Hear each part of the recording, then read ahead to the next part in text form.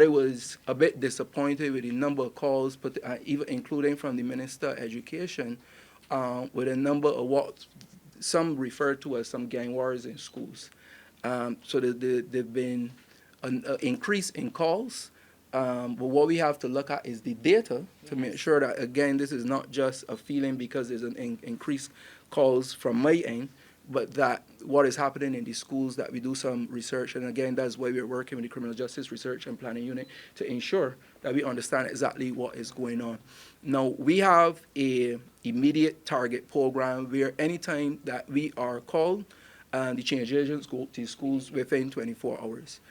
We had Arnie Duncan and his team from Chicago, Craig, visit us here last year. Now, he is in charge of a program in Chicago that looks at reforming gangs in Chicago. He's the former Secretary of Education under the Obama administration.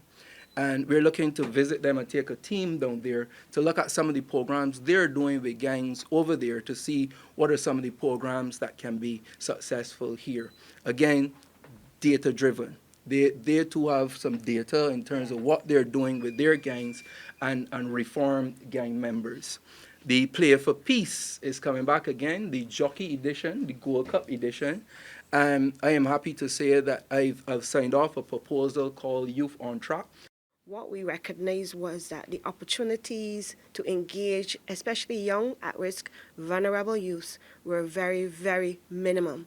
And what I sought to do was create an opportunity for direct intervention clubs to become now the norm. And what is a direct intervention club? When we did flip the script, when we started, there were many of the young at-risk youth who identified things that they liked doing, to be a barber. Some of them wanted to bake. Some of them wanted to cook. Some of them wanted to become designers. How do you design and you can't sew?